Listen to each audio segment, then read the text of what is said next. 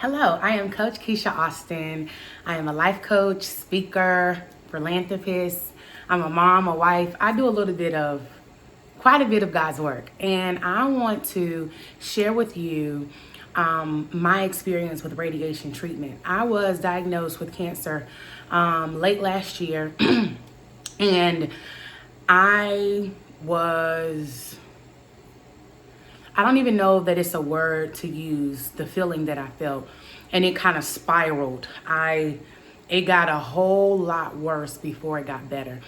And the process and the actual occurrence of diagnosis, treatment, everything just happened so fast. It happened so fast. And I wanted to make sure that throughout my journey that I documented and I remembered and I shared as soon as, I felt up to it and I was really able to. So this video is to share my experience and to share with you things that you can keep in mind and things that you can utilize while going through radiation treatment. So again, I was diagnosed a few months ago with non-Hodgkin's lymphoma. And non-Hodgkin's means that the cells are not rapidly growing with like Hodgkin's. Hodgkin's grows very fast. Like the cancer can grow like crazy. So I was blessed in the sense of getting the diagnosis that I got. Very curable cancer, and I am now I have now completed treatment. And on to back to living my best life. So one of the first things, number one with radiation treatment is the initial conversation consult. So my oncologist referred me over to a radiologist, and they called me to set up an appointment. When I got to the appointment, when I was on the phone, I wanted to know, how often will I be going? What time will I be going?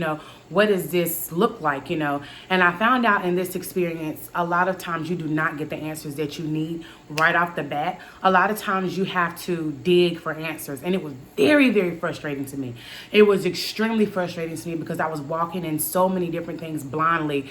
And some questions you don't know to ask. So if you did not ask it, you just weren't going to know. And everything was going to be a surprise. Well, before I got my radiologist appointment, I had a PET scan so they could see what stage I was at. So when I went into the radiologist appointment, the radiation appointment, initial appointment, it was a consult. And I had no idea that it was a consult. So when she called me, she said, "How much pain are you in?" And I answered her and I asked, "Why did you ask me that?" And she said, "This is the way that we determine how soon to book you. We can make some room in our schedule to push you forward if you're in a significant amount of pain, because the radiation will kill the cancer cells and in turn alleviate a lot of pain." So I went into my appointment, found out it was a consult, was asked a bunch of questions like my side effects, do I have night sweats, have I had some unexplained weight loss, just a series of questions. And my doctor was going back and forth from the room to his office, looking at my scans and different things. It took a long time. It took a very long time. It took a long time. And it was because he was trying to properly diagnose me. And I didn't know that. And I was sitting there and I'm like, what is going on? But that's what was going on. So he looked in my mouth, he looked at my throat, he felt around on my chin and everything. And he said at the time that it wasn't the cancer that had the bulge in my face at the time. He said it was more so the swelling from the neck surgery that I had here from my biopsy. So that was the first appointment. During that first appointment, again, he pretty much developed a treatment plan for me. My second appointment, I thought that was the first day that I started radiation. So I had a second appointment. And the second appointment was for me to get my mask made. Well, I didn't know. I thought that the second appointment was me starting radiation. So I'm like telling my support system, okay, this is the first day of radiation. Well, it wasn't. This was the appointment to make my mask. And my mask is way over there. Let me go get it.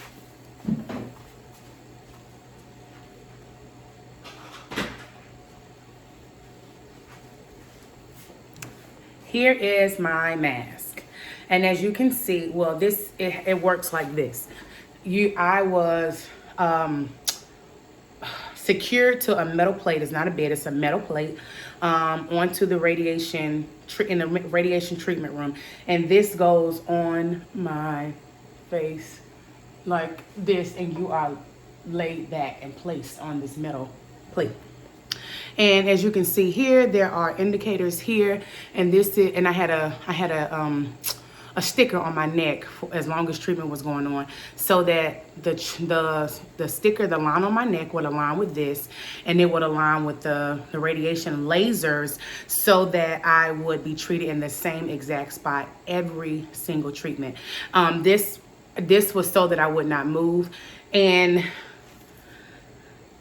when I tell you, they had to make about we used about 5 templates to make me a mask, because I had a sew-in. It was a short sew-in. It wasn't really long. I think it was maybe 14 inches, 16 inches. It wasn't long.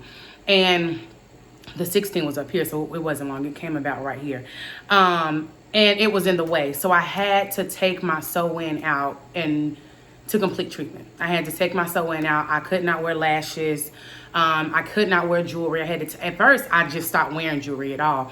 But I was like, I'm starting to feel really down on myself, because I think that at least you should have on earrings. That's just my own little pet peeve. You should at least have on a pair of earrings. So I started back wearing my earrings maybe the 2nd week of treatment, 3rd week of treatment. And I started just taking my stuff off when I went into the radiation room, and put it back on before I left, so that I wouldn't lose anything. But yeah, so I went to have my mask made, and at that time I was given a time to come back to start treatments. And yeah, so I came back for treatment, and they had this mask here, and I laid down on the bed on the metal plate to start treatment. And when I tell you, I think it was like 2 weeks or a week later, I must have forgot. It was one of the worst things I ever experienced in my life. And I'm not saying that to scare you. I'm saying this because, 1, it was my experience, and 2, I am not going to be fake and make something appear what is not. When I went for my first treatment and they put me on that metal plate, buckled me to that bed, pushed my shoulders down, because my neck is not that long, so that my shoulders would not be affected by the radiation lasers, I almost had a panic attack. And I later had a conversation with one of the people in treatment. It was another guy with the same diagnosis, and he said the first time he flipped out. He said I had to tell him to come get me. He said I totally panicked. It was awful. It was the craziest thing. So I did not ask to get up. I totally went through it, and my treatment was for 15 treatments for 20 minutes. So I had to lay there for 20 minutes every single day, drive to treatment every single day with this thing on my face. And the first treatment, I remember calling my husband, and I was cursing up a storm. I was cursing, because I was like, I can't do this without God. God is going to have to help me do this. Because I don't know how it was so traumatizing to me, laying there, and it's so tight, like it's designed for you not to move, and I didn't know that I could swallow. Like I'm laying there like, oh my God, and it's dark. They had some Christmas music playing, but it was creepy. It was creepy Christmas music. It was like horror movie music. It was awful. It was awful. And I just remember ranting and then just praying and fasting, like, God, you're going to have to help me do this, because I can't do this on my own. So I continued to go through treatment, and things started to get better. I noticed immediately the second treatment was a whole lot better. 1, because it wasn't a surprise. And I think that that's the biggest thing with this whole process, was everything was such a surprise. Everything was, I didn't know, and I like to prepare myself for things. And I did not get the opportunity with this experience. Again, everything happened so fast. So I just continued to go through treatment. They gave me a card that I didn't have to sign in or anything, or, any of that good stuff. I just scanned my card and I went on back. They took my temperature and I just went back for treatment. The office that I went to, the staff was so supportive. There were numerous times when the machine was down, so I would have to come back, or I would delay my appointment because the machine was down, and the engineers would have to come in and fix the machine. I learned to pack my patients with that. They were super apologetic. The techs, they were super apologetic. They were super sweet to me. And I'm really, really grateful for that experience. Yeah, that was the best part. Like, the staff was really, really, really, really good. So, the next thing is my side effects. My side effects did not show until really treatment was over. If you can see here, my neck, this is from the stirrups. And if the stirrups were like metal, it was like this.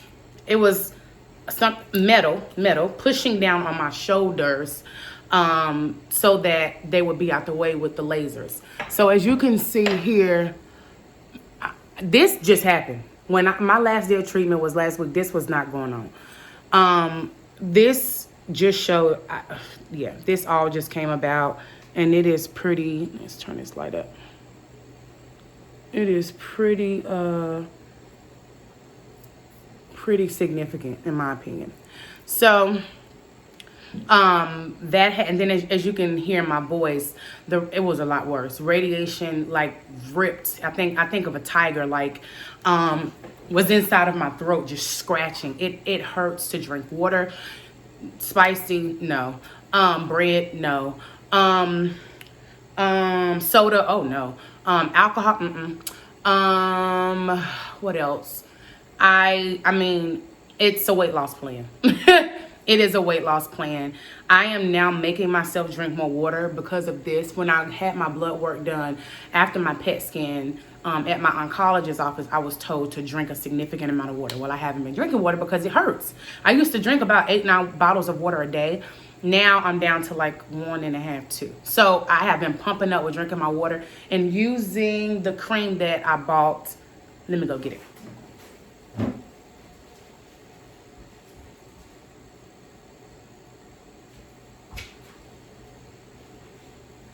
So I was prescribed Radioplex. My insurance did not cover that. So I had to buy it. I believe I got 2 of them, and it said on a prescription, it says use 4 times a day. On the back, it says use 3 times a day. Well, after treatment, I wasn't using it anymore because I wasn't going to treatment. And that's when this happened. So please continue to use this. Use it, use it, use it. I don't know how long it's going to take for this to clear up. I will do another video, but this morning I put this on my skin. I see that the ingredients are purified water, aloe, leaf extract are the top ingredients. So this morning I put vitamin E. I have some aloe. I'm going to go to the grocery store. I have some aloe gel. I'm going to go to the store and get some aloe to put on my skin, and I'll do an updated video with that. Also, they gave me this. I had a prescription for this. It's a lifetime supply of saliva cane. And this pain reliever. Oh, I didn't know this was this. Anyway, but this is oral pain reliever. I got this, and it's from a pharmacy in Memphis, and they delivered this to my house. I didn't go pick it up. They delivered boxes of this stuff to my house. And I didn't know this is oral pain reliever, and I was supposed to dissolve this in my water bottle and move it around and spit it out. I am going to use this because my throat is still hurting. I didn't know I had this. Ooh. I thought that box was this Saliva Max, and this is to keep your mouth moist because the radiation is by your thyroid, is by your salivary glands, and these glands that are down here are used to provide moisture in your mouth, just while you're sitting, to make sure that your mouth stays moist. These up here, these salivary glands up here, I learned this, are used to provide moisture in your mouth while you're eating. And with the radiation being in this area, it can definitely affect that. By me being stage 1A, I did not have a high beam of radiation on my skin. So my doctor did not think that I would be significantly impacted, thank God. But I have had other side effects. So that is that. And my last treatment, I went in and I had my treatment as normal, and I rang the bell. And my big question was, how do you know that it's gone? Why am I ringing this bell? And in my mind, before treatment was over, I'm like, am I going to do another PET scan? Am I going to do a CT scan? Y'all, because they do CT scans every single time you go, but it's not for medical reasons. It's for them to compare them to the other ones to make sure that they are treating the right area. So I said, are y'all looking at that and determine that the cancer is gone? But no, that's not the process. The process is everything in this area has been affected. So the cancer cells have been killed, but also there are other things in your body that are going to have to build itself back up, such as my throat, other things in here that have been affected, right? Hence my voice. So those things have to take place. And once that is rebuilt and restructured and everything is back to where it needs to be, then a PET scan is done to see where everything is. A PET scan is done 4 months after. So I'll go on 4 months to get in the PET scan. After my ringing the bell at the end of treatment, I declared myself cancer-free because I am. And I went to go see my oncologist. While I was at my oncologist appointment, they drew blood. When they drew blood, I was extremely grateful to get my results. The last time blood was drawn, I cried. It was right before treatment started, and I was extremely upset. They make a really big deal about having to take a pregnancy test like 24 to 72 hours before starting radiation treatment.